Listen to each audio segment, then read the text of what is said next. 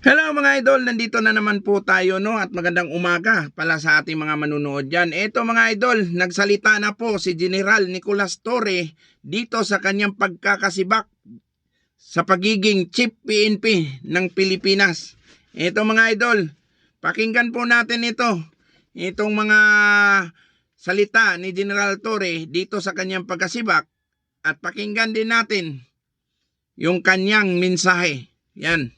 Magandang araw po sa inyong lahat. Una po sa lahat, maraming salamat sa aking mga taga-suporta. Ramdam ko ang inyong pagmamahal at tiwala. Sa gitna ng lahat ng kaganapan at nagaganap, ang inyong mga salita at panalangin ang nagsilbi at magsisilbing lakas at inspirasyon ko.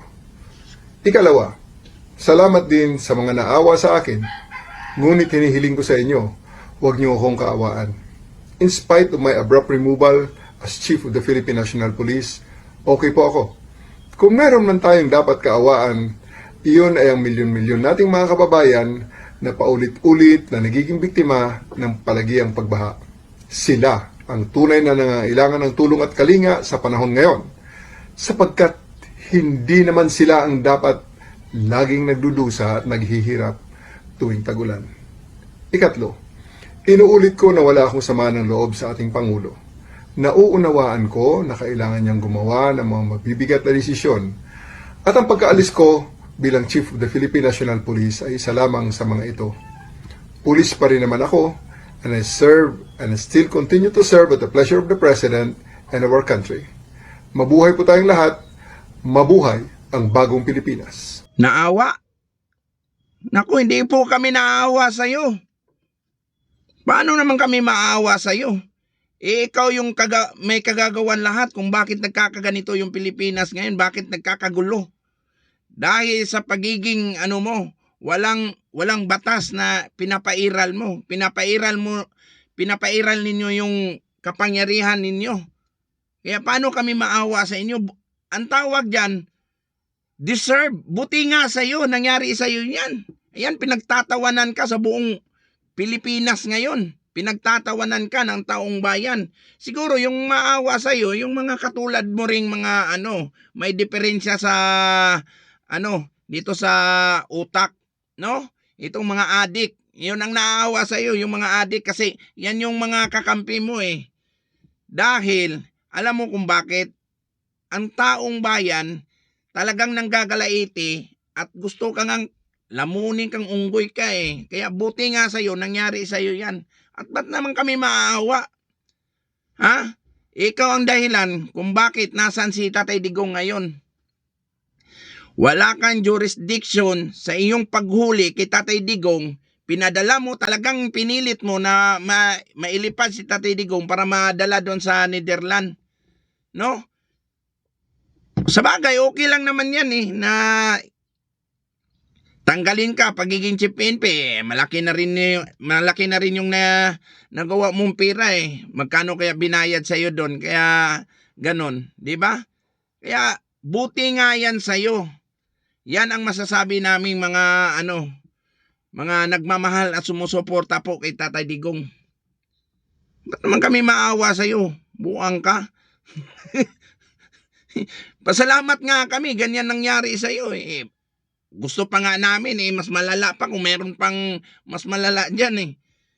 Kaya ito lang masasabi ko, ang lahat may katapusan talaga. May hangganan yung kayabangan ninyo, lalong-lalo ka na, General Torre.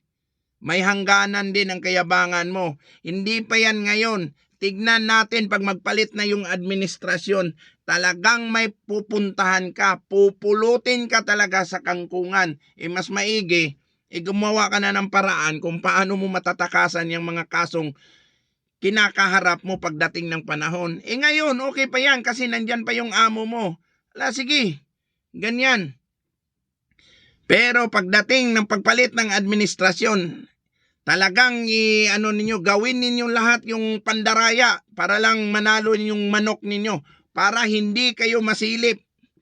Kasi pag hindi sa inyo ang partido, ngayong darating na eleksyon, nako, kawawa ka, talagang unggoy ka.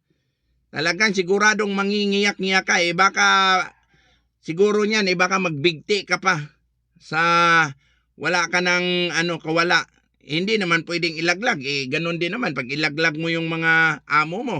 Lalong-lalo na yung amo mo talagang yung malaki ang tiyan.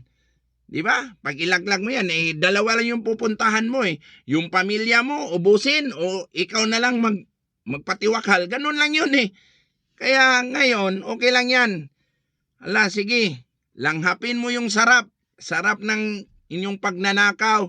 Sarap ng inyong kayabangan. Langhapin ninyo. Kasi pagdating ng panahon, sigurado, lahat ng mga ginagawa ninyong kabalbalan at kamalian, siguradong babalik yan sa inyo. Kaya good luck sa iyo, Unggoy. Kaya ito lang masasabi namin mga DDS, deserve mo yan na matanggal ka sa serbisyo dahil sa pagkawala mong kwintang pagkapulis.